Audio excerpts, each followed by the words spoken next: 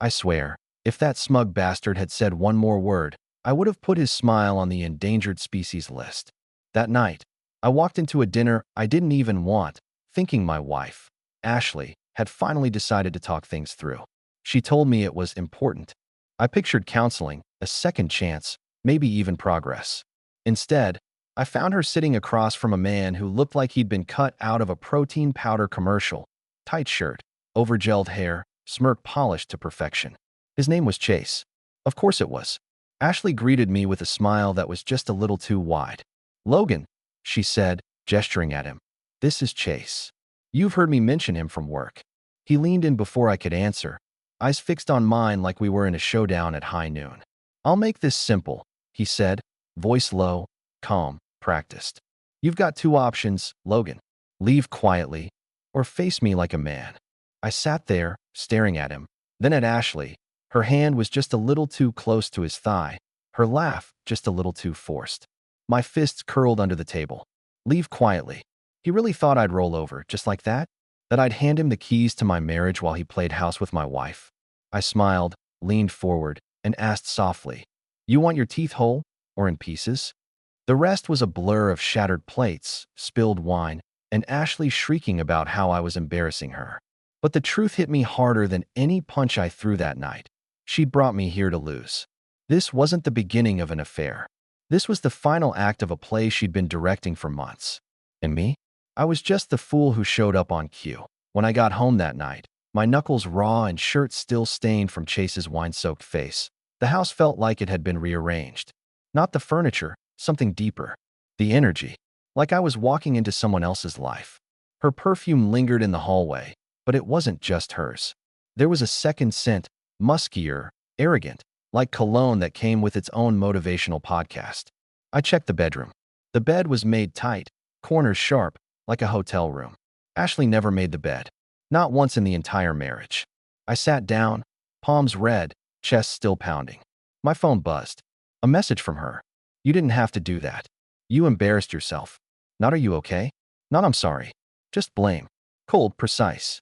Like she'd been waiting for me to fall into her script. That's when I snapped. Not in anger, clarity.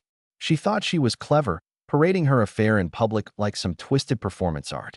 But I wasn't about to play the clueless husband anymore. I got up and started looking.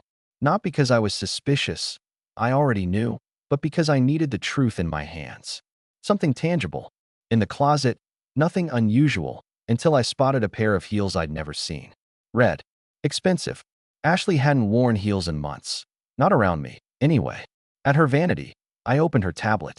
She never locked it. She thought I trusted her too much to check. She was wrong. The first photo hit like a hammer to the chest. Ashley, barely dressed, in a hotel mirror I didn't recognize. Time-stamped last weekend. She'd told me she was at her friend Lacey's baby shower in Sacramento. Another swipe. There was Chase in the background, shirtless, brushing his teeth. I sat there, staring at the screen, my breathing shallow. A placeholder. That's all I'd become. When she walked in the next morning, hair tied back, sipping her coffee like nothing had changed, I was waiting at the dining table. I didn't speak. I just slid the tablet across to her, open on the photos. Her fingers froze. She stared, then looked up at me. Why were you snooping through my stuff? She asked. That was her first response. Not denial. Not regret. Just deflection. And right there, I knew. The woman across from me was no longer my wife. She was just an opponent. I leaned forward, elbows on the table, eyes locked on hers. You lied to me. You gaslit me for months. You humiliated me in public. And now you're mad I found out. Ashley didn't flinch. She actually smirked. You've been boring for a long time. Logan, you stopped trying. I needed someone who made me feel something. Something? I asked, my voice calm, steady. This is what you chose? A dollar store Ken doll who flexes more than he speaks. At least he listens, she shot back, leaning against the counter. At least he doesn't make me feel like I wasted my best years waiting for someone to change. That line hit me harder than any punch from Chase. Not because it was true, but because it was rehearsed. She'd been carrying that speech around for months, waiting to use it. I stood, walked past her, and into the bedroom. Started pulling clothes from the drawers, stuffing them into a duffel bag. You're just going to leave? That's it, she said, following me. I zipped the bag. You already left. You just didn't have the guts to tell me. As I passed her in the hallway, she muttered something under her breath. I stopped. What? She looked me dead in the eye, her voice like ice. You were never man enough for me. I didn't react. Didn't blink. Just walked out the door, duffel bag slung over my shoulder, leaving behind the woman I once adored in a house filled with lies. But here's the thing. Walking away didn't feel like defeat. It felt like setup. Because deep down, I wasn't done. Not even close. That I moved into a short-term rental that night. 4 bare walls, 1 mattress, a fridge with a half carton of milk, and nothing else. No family photos. No scent of her perfume lurking in the hallway. No smug smile waiting for me in the kitchen. Just silence. And that silence was deafening.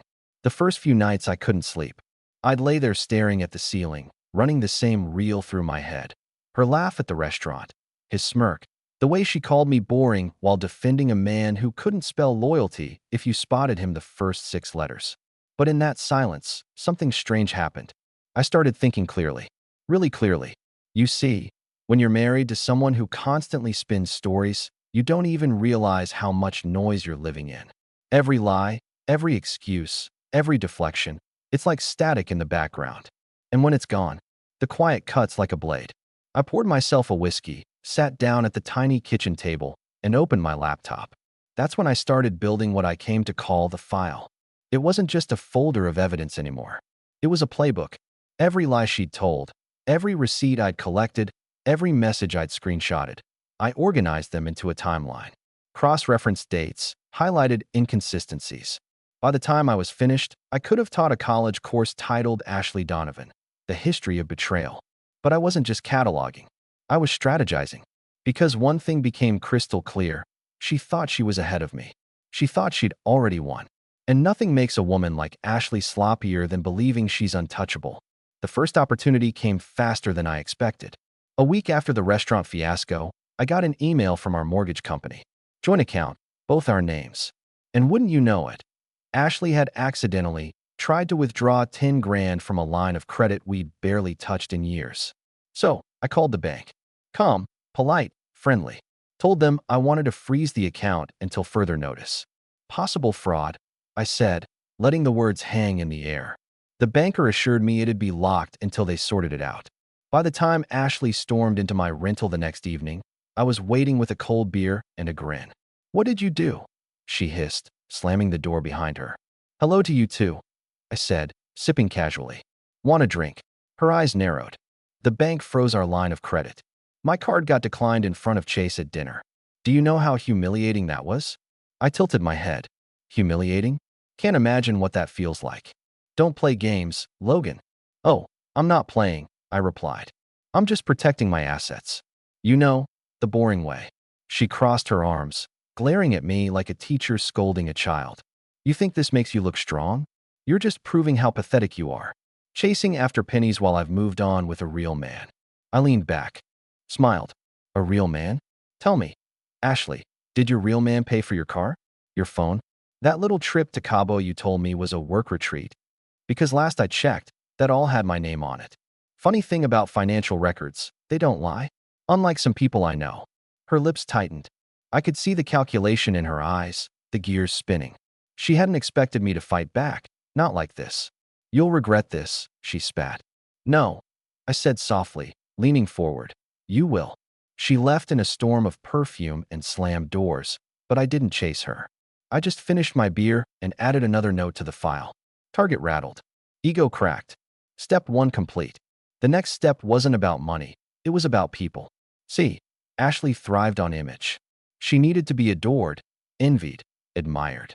The flawless couple on Instagram, the perfect wife at the office party, the woman who always landed on her feet. So, I made it my mission to quietly dismantle her audience. First, I reached out to her parents. Not directly, subtlety was key. I invited her father for a drink under the pretense of needing advice. He liked me. Always had. I laid out just enough of the truth, screenshots, receipts, nothing graphic, just clean facts. I didn't embellish, didn't rant, just showed him what his daughter had been up to while I was paying the bills and mowing the lawn. He didn't say much, just nodded, his jaw tight, his eyes dark. But when he left, I knew he'd take it back to her mother. And her mother? She was the kind of woman who lived for family appearances. Ashley's golden pedestal just cracked in half. Next came her friends. Now, I could have gone nuclear, dumped everything online, scorched earth. But no, that would have been too obvious, too loud. Instead, I planted seeds. A text here, a forwarded message there. Just enough for them to start questioning her. By the end of the month, I knew from the silence on her social media that she'd lost at least 3 of her closest allies. Chase might have been flexing in the mirror for her, but when her phone stopped lighting up with heart emojis and brunch invites, it burned worse than any punch I'd thrown. Meanwhile, I played the part of the calm, steady ex. At work, I was focused. With neighbors, I was friendly. I hit the gym, dropped 10 pounds, even let my boss rope me into a softball league. I wasn't faking it either. I actually started to feel lighter. Freer. Like shedding her was shedding a second skin I didn't realize I'd been suffocating in. And the more I rose, the more she fell. But here's the best part. She still thought she was winning. Still thought she had me where she wanted. Every time she called to throw some new insult about how Chase was stronger, richer, more exciting, I let her talk. I played dumb. I gave her rope. Because revenge isn't about speed. It's about patience. About waiting until the moment when your opponent feels safest, and then pulling the rug out from under them so fast they don't just fall, they never get up again. And believe me, I was just getting started. You know the thing about people like Ashley? They don't just betray you, they underestimate you. She thought because I wasn't loud, because I wasn't dramatic, because I didn't post my breakfast online every morning, that I was weak. But silence doesn't mean weakness. Silence means planning. And my plan was only halfway baked when Ashley made her next mistake. She invited me to coffee. Said we should be adults about the split. The way she phrased it made it sound like I was the child throwing tantrums while she was the calm, wise one. I agreed, of course. Let her think she was in control. We met at a trendy cafe downtown. She showed up late, naturally, wearing a dress that screamed, "Look what he's missing," and a smirk that screamed, "Look what I've got." Chase wasn't with her, but his presence was all over her. The new jewelry, the designer bag, the way she checked her reflection in every shiny surface like she was practicing for a magazine cover. She sat down across from me, sighed theatrically, and said, "Logan, we need to settle this before lawyers get involved. Let's be fair." I raised an eyebrow. Fair? Yes. You take the rental property and your car. I'll keep the house, the savings, and the lake cabin. That way, we both walk away with something. I almost laughed in her face. Instead, I leaned back, sipped my coffee, and said, "Interesting offer. But I've got a better idea. How about I keep everything, and you keep Chase?" Her smile cracked, just for a second.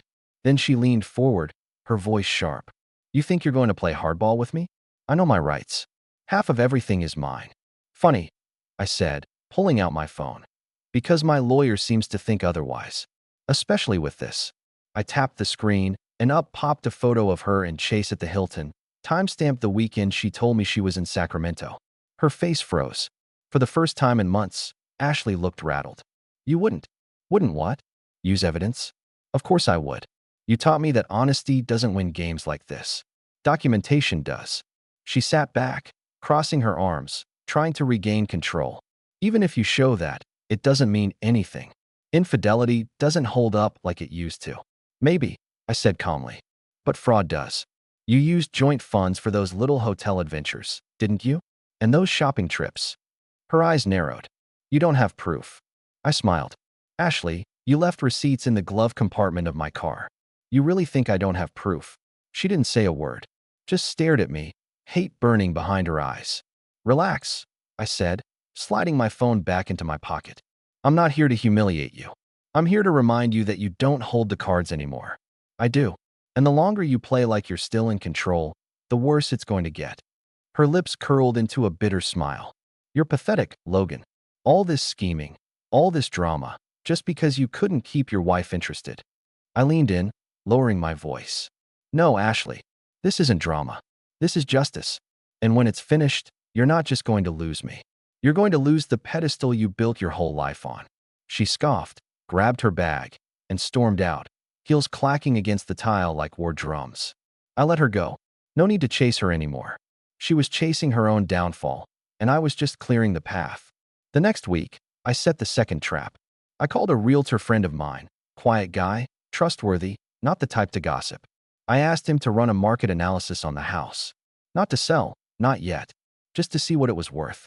Turns out, the property had tripled in value since we bought it. And guess whose name was listed first on the deed? Mine. See, Ashley had been too busy reinventing herself to bother with paperwork. I was the one who refinanced after the second bathroom remodel. I was the one who signed the insurance renewals. And the bank, well, they remembered my face, not hers. So, I tightened the screws. I stopped paying for her car insurance. Canceled the joint credit card. Transferred what I could to an account she couldn't touch. Every step was legal. Every step was documented. She still had Chase's flexing arms and spray tan, but slowly, piece by piece, the financial scaffolding holding up her perfect little image was coming down. And then came the moment I'd been waiting for. It was a Friday night when my phone buzzed. A message from one of Ashley's old friends. Not really my friend, but polite enough at parties.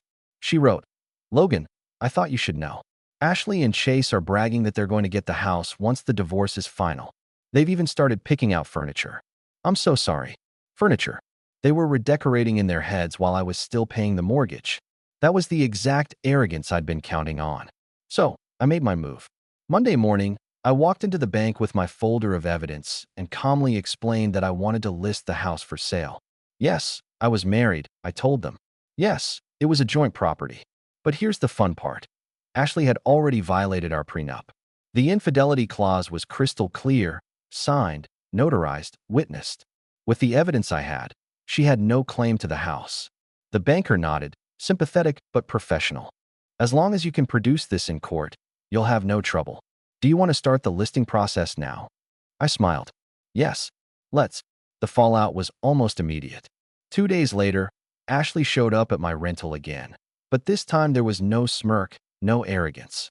She looked panicked. You can't sell the house, she snapped. I can, I said evenly. And I am. That's my home. No, Ashley. It was our home. Now it's my property. And soon, it'll be someone else's investment. She clenched her fists, her voice shaking. You're destroying me. No, I said softly. You did that yourself. I'm just finishing the paperwork. For a long moment, she didn't move. Then she hissed. Chase was right. You're not a man. You're a snake. I smiled faintly. Funny. You said I wasn't man enough. Now I'm too dangerous. Make up your mind. She stormed out again, but I knew this time was different. She wasn't angry because I'd embarrassed her. She was angry because she realized she was losing. And the best part? She still had no idea what the real ending would be. Because selling the house, cutting her off, dismantling her image, those were just the warm-ups. The real revenge was still locked in the last section of my file. And when I opened it, Ashley wouldn't just lose her house, her money, or her reputation. She'd lose the one thing she thought she'd never be without. There's a certain satisfaction in watching someone who thought they were 10 steps ahead realize they're actually 3 steps behind. Ashley strutted into this little chess game thinking she was the queen, sliding diagonally across the board with all the flair, while I was just the pawn she was discarding. What she didn't know was that pawns, if they last long enough, become queens too. And this pawn was about to crown himself. The house was only the beginning. The real play sat in the folder at the bottom of my desk drawer, the section I hadn't touched yet. I called it the nuclear option. See, Ashley wasn't just sloppy in her personal life. She was sloppy at work too. All those late nights at the office. Not always with Chase. Some of them were genuine work events. Events where Ashley, let's just say, had a little too much fun. Emails, receipts, a few blurry selfies she thought she deleted but forgot about in her cloud backup. And all of it pointed to one thing: misuse of company funds. I hadn't planned to use it. Honestly, when I first gathered the evidence, it was more about confirming my suspicions than plotting her downfall. But now, after she'd paraded her betrayal, mocked me, and tried to strip me of everything I'd built, the nuclear option wasn't just tempting, it was necessary. Still, I wasn't going to press the button yet. Patience, Logan. Patience. Instead, I decided to let her dig her own grave a little deeper. A week later, she called me. Not for coffee this time. Not even for negotiation. No, this time she was crying. Logan, she sobbed into the phone, they froze my accounts. I can't even pay for gas. Chase, he doesn't have the money I thought he did. He's got debts, Logan. Serious ones. What am I supposed to do? I almost laughed. The mighty Ashley, reduced to begging because Mr. Protein Powder had maxed out his credit cards on car mods and tanning salons. I kept my voice calm, even sympathetic. I'm sorry to hear that, I said. But there's not much I can do. You made your choices. Her voice sharpened through the tears. Don't you dare talk to me like that. You're my husband. I corrected. And I'm still being generous. I could have gone public with everything already. Silence. Then a whisper. You wouldn't. I smiled, even though she couldn't see it. You sure about that? She hung up. And just like that, I knew she was officially panicked. Panic makes people desperate. Desperation makes people sloppy. And sloppy was exactly what I needed her to be. That Friday, I got my proof. A friend of mine, one of those quiet types who works in IT and sees everything, sent me a message. Check Ashley's socials, he wrote. I did. And there it was, a new photo of Ashley and Chase, dressed up, smiling at some fancy gala. Only problem? The gala was hosted by Ashley's company. And the caption? Celebrating with the best partner I could ask for. Oh, Ashley, not only were you dumb enough to bring your boy toy to a corporate event, but you tagged him in it. That meant his profile was now connected to yours in the very public, very traceable world of the internet. Within an hour, I had screenshots. Within 2, I had a copy of the company's official expense sheet. Thank you, IT friend. Turns out, Ashley had billed that gala table to client entertainment. And Chase? Listed as a potential investor. Which he wasn't. At all. There it was. Fraud, clean and simple. Now, I could have walked straight into her office Monday morning and dropped the hammer. But no, that would have been too easy. Too loud. I needed this to sting. I needed her to feel the walls close in while still pretending she had a way out. So instead, I paid her a visit. She opened the door in sweats, hair a mess, mascara smudged like she hadn't slept in days. Chase wasn't there. My guess? He'd bailed the second her bank card stopped working. What do you want? She asked, arms crossed like a shield. I held up a manila envelope. To give you a choice. Her eyes flicked to the envelope, then back to me. What is it? Proof, I said simply. Of every mistake you've made. Financial, professional, personal. It's all here. If I hand this over to the right people, your career is over. Your reputation is gone. You'll be lucky if Chase even lets you crash on his couch. She went pale. You're bluffing. I opened the flap just enough to show the top page. A screenshot of her expense report with Chase's name highlighted. Her face drained of color. Why are you doing this? She whispered. Because you thought you could destroy me and walk away unscathed. Because you laughed while you lied. Because you needed to learn that every action has consequences. Tears welled in her eyes. Please, Logan. We had something. No, I cut her off. We had nothing. You had me. And you wasted it. She sank onto the couch, head in her hands. For the first time, she didn't look like the queen on a pedestal. She looked small, defeated, but I wasn't finished. Not even close. That night, I sat at my kitchen table, staring at the folder. I could end her right now if I wanted. One email to her boss. One anonymous tip to HR. She'd be done. But something inside me held back. Not out of mercy. No, Ashley didn't deserve that. It was something else. Something colder. Ending her career would ruin her, yes. But it would also give her an excuse. She could play the victim. She could blame me, blame the system, blame anyone but herself. And people might even believe her. No, I didn't want her ruined. I wanted her exposed. I wanted the world to see her exactly as she was, selfish, reckless, cruel. And the only way to do that was to let her unravel in public. So I waited. I watched. I collected more. And every day, Ashley slipped further. Her friends stopped answering her calls. Her parents barely spoke to her. Chase vanished entirely. And me? I lived quietly, patiently, building my new life while she clawed at the scraps of hers. But she still didn't know about the final card I held. The one piece of evidence so damning, so absolute, that it wouldn't just cost her a job or a house. It would cost her the one thing she thought she could never lose. And when I played it, she'd never see it coming. Ashley thought she could still claw her way back. That was the funniest part. I started noticing her little attempts, texts dripping with fake sweetness, accidentally showing up at the same places I went, trying to bait me into arguments she could spin later. She wanted me to explode, to act irrational, so she could play the poor mistreated wife. But I never gave her that satisfaction. I was ice, calm, untouchable. Meanwhile, she was unraveling faster than a discount sweater. The company she worked for had been circling layoffs, and Ashley, brilliant as always, thought flaunting Chase as her business partner on social media would make her look indispensable. Instead, it made her look reckless.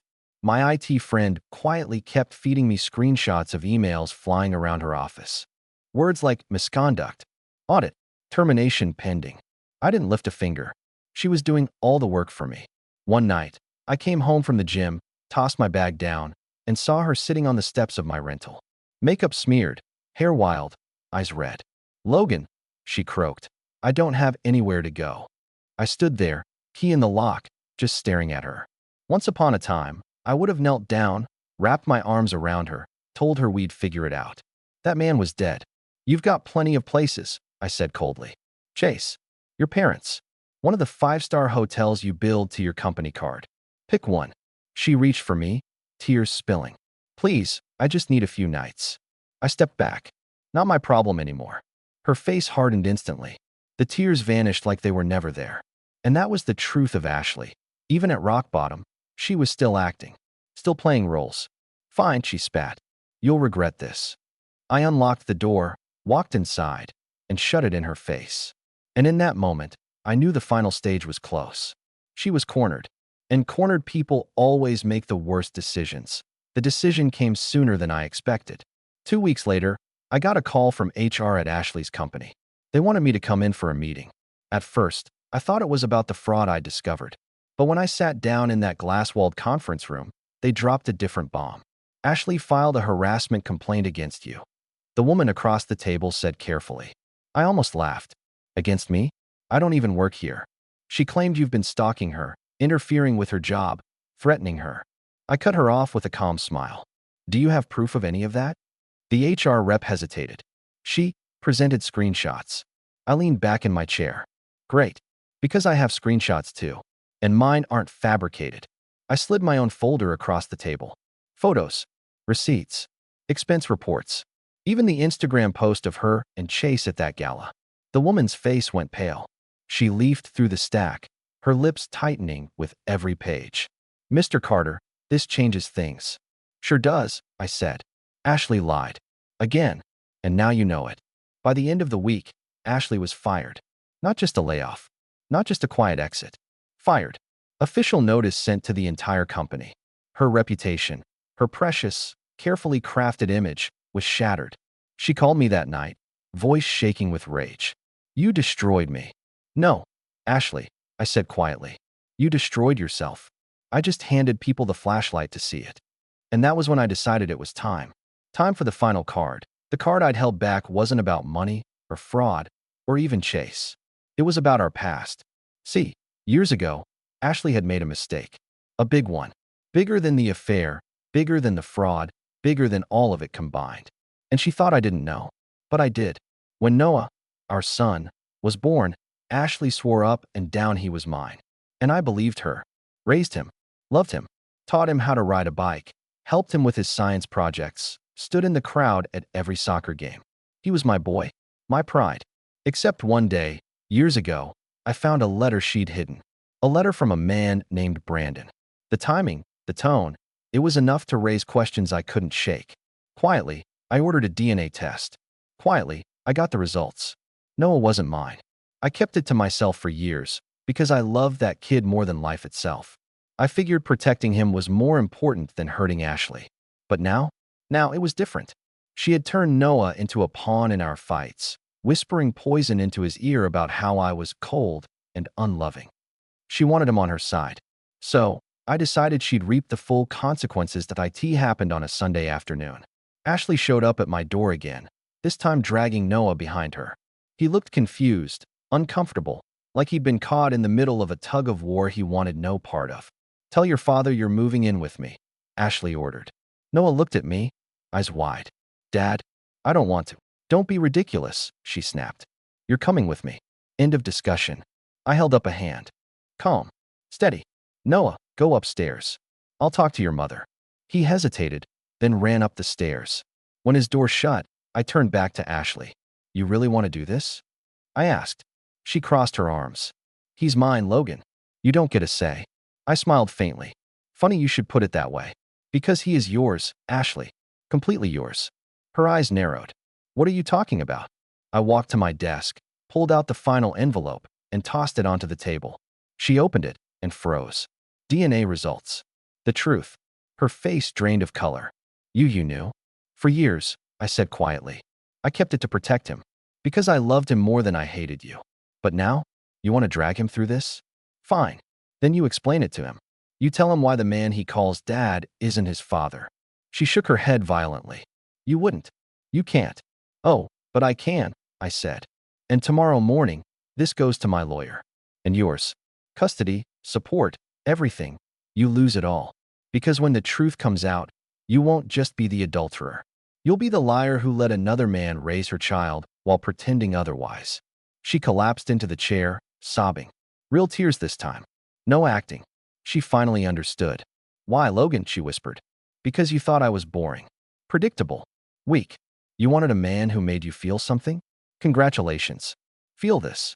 I walked upstairs, knocked on Noah's door, and stepped inside. He looked up at me nervously. Pack a bag, buddy, I said gently. We're going on a trip. Where, he asked. Somewhere new. Somewhere better.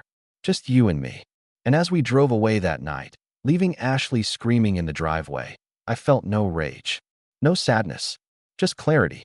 Revenge wasn't loud. It wasn't violent. It wasn't even dramatic. It was watching the person who tried to burn your world realize they lit themselves on fire instead. And in the rearview mirror, Ashley finally looked small enough to be forgotten.